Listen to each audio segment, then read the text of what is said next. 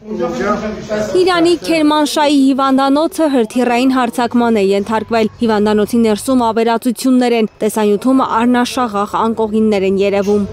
Իրանական լրատվամիջոցները հայտնում են, որ մի քանի բուժառում արմնական վնասվածքներ են ստացել, հիվանդներին տարհանել են։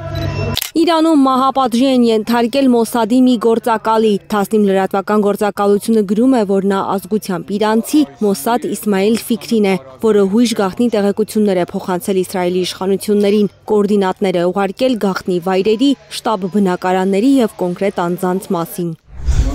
Այսօր առավոտյան էլ իրանցի ուժայինները իսրայելական Մոսադ հետախուզական գործակալության պահեստներ են հայտնաբերել։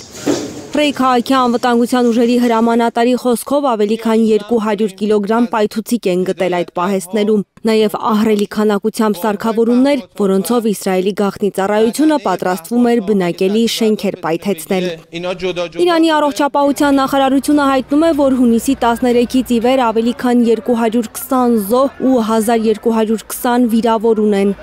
Ամբողջ գիշեր աննախադեպ հրթիռակոծության են ենթարկվել իսրայելական քաղաքները։ Շտապօգնության բրիգադը այսօր փլատակներից 6-օրական երեխայի է դուրս բերել, ողջ առողջ։ Տեսանյութը տարածել է Իսրայելի արտաքին գործերի նախարարությունը։ Թասնիմ գործակալությունը վստահեցնում է, որ Իրանը գերձայնային հրթիռներ է թափել Իսրայելի վրա։ Արդեն քանի գիշեր է, որ երրորդ անգամ մենք հաջողությամբ հարվածում ենք զգայուն եւ կարևոր թիրախների, այդ թվում ռազմական եւ անվտանգության կենտրոնների, ռեժիմի որոշումների կայացման կենտրոնների եւ ռազմական հրամանատարների ու գիտնականների բնակավայրերի։ Մասնավորապես տուժել է Իսրայելի համար ռազմավարական նշանակություն ունեցող Հայֆա քաղաքը։ Այնտեղ բազմաթիվ ռազմավարական օբյեկտներ կան։ Իրանի հրթիռակոծության հետևանքով քաղաքում ամբողջ գիշեր հրդեհներ են եղել։ Զոհերի ու մոտ 100 վիրավորի մասին է հայտնում իսրայելական կողմը։ Սպահանում միջուկային օբյեկտի 4 շինություն են վնասել իսրայելական ռումբերը, հայտարարել է ՄԱԳԱՏԵ-ի գլխավոր տնօրեն Ռաֆայել Գրոսին։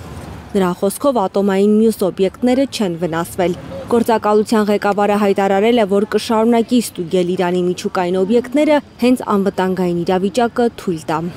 Բայց Թեհրանը դժգոհ է ՄԱԳԱՏԵ-ի աշխատանքից, պաշտոնապես հայտարարել է, որ այլևս չի վստահում գործակալությանը ու չի պատրաստվում առաջվա պես համագործակցել։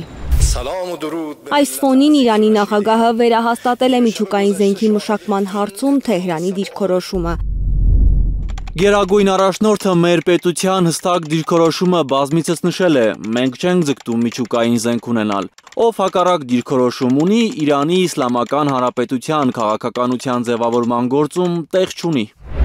Իրանին միջուկային ներուժից զրկելու համար հրահրված ռազմական դաժան բախումը կանգնեցնելու շանսեր է տեսնում Միացյալ Նահանգների նախագահը։ Հույս ունեմ, որ գործարք կլինի, կարծում եմ ժամանակն է, որ գործարք կնքվի, բայց երբեմն նաև պետք է կռվել։ Բայց Թեհրանը չի դադարում մեղադրել հակասական հայտարարություններով հայտնի Թրամփին Իսրայելի ռազմական ագրեսիան խրախուսելու համար։ Հասմիկ Սերոբյան, Հարություն Մաթևոսյան, Հայլուր։ Հայաստանում եւ աշխարհում տեղի ունեցող իրադարձությունների մասին առաջինն իմանալու համար բաժանորդագրվեք մեր ալիքին, սեղմեք զանգակը, որ բաց չթողնեք ամենահրատապը, ամենակարևորն ու հետաքրքիրը։